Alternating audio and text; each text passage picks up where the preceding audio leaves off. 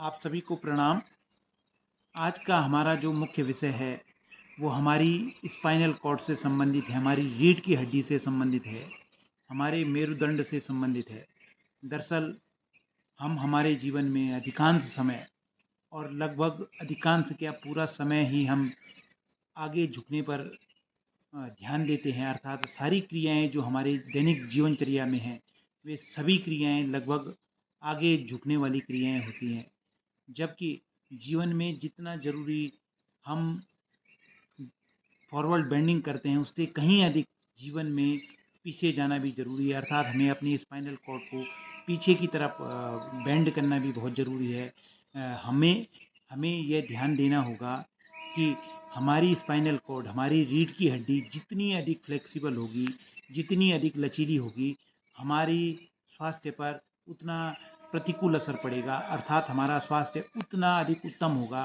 क्योंकि शास्त्रों में, योग शास्त्रों में ये बताया गया है कि रीढ़ की हड्डी जितनी फ्लेक्सिबल होगी, और फ्लेक्सिबल वो तब होगी जब हम आगे झुकने के साथ साथ पीछे झुकने वाली बेंडिंग भी करें, स्ट्रेचिंग भी करें, आसन भी करें।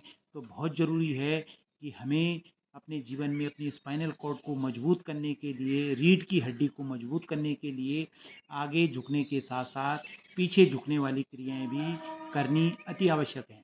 तो जो आज की हमारा विषय है अपनी स्पाइनल से संबंधित, उसके लिए मैं कुछ स्ट्रेचिंग, कुछ आसन आपको बता रहा हूँ। ये आप अपनी दैनिक जीवनचर्या में अवश्य इनको करें। आपको अवश्य ही अपनी कमर, आपके सर्वाइकल से लेकर आपके लंबर तक, आपका अर्थात जो गर्दन के ये जो भाग है, इस भाग से लेकर और आपका जो लंबर है, लास्ट ये जो आपका टेल बोन है, वहाँ तक का जो भाग है, उस पर आपको बहुत अधिक फ्लेक्सिबल वह स्पाइनल कॉर्ड होगी अगर आप इस स्ट्रेचिंग को करेंगे।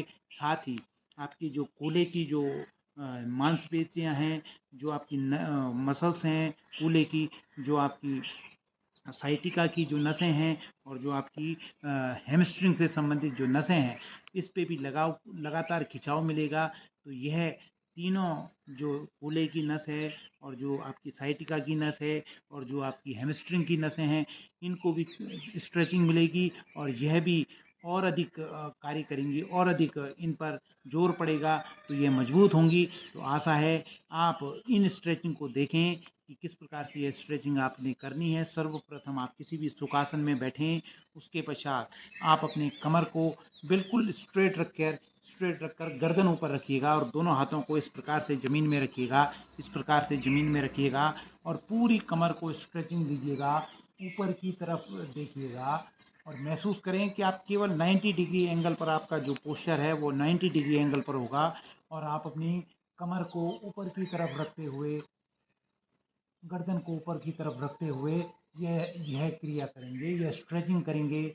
महसूस करें कि स्ट्रेचिंग उतनी ही करें जितनी आपकी कार्य क्षमता होगी। हो सकता है कि बहुत अधिक तनाव आपकी कूल्हे की मसल्स पर पड़े, आपकी साइटिका की नसों पर पड़े, आपके हैमस्ट्रिंग पर पड़े, तो आप अपनी क्षमतानुसार इस क्रिया को करते रहें।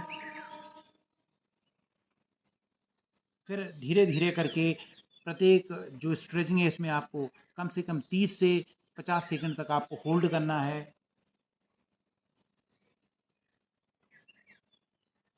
फिर थोड़ा और आगे जाइएगा और फिर वैसे ही उसी तरह से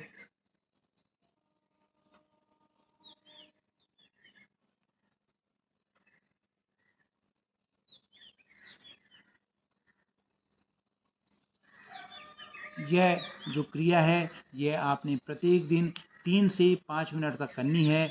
और 3 से 5 मिनट का मतलब ये होता है कि आपको इसको कम से कम 3 से 5 बार ही इसको होल्ड करना है।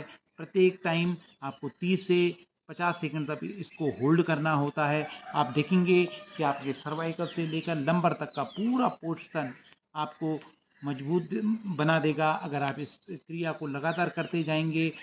और आपकी जो साइटिका का दर्द है, आपका जो कूल्हे का दर्द है और जो आपका हैमस्ट्रिंग का दर्द है, यह भी समाप्त होगा। लेकिन इसको आपको लगातार करना होगा। धन्यवाद। और आप लगातार हमारे चैनल के साथ बने रहिए, जुड़े रहिए। चैनल को शेयर करिए, सब्सक्राइब करिए, फॉलो करिए और अपने अपने लोगों को, जो आपके सगे संबंधी हैं, उनको भी यह वीडियो उनकी स्वास्थ्य से संबंधित, उनकी स्पाइनल से संबंधित अगर कोई भी दिक्कत होगी तो उनको भी शेयर करिए। धन्यवाद।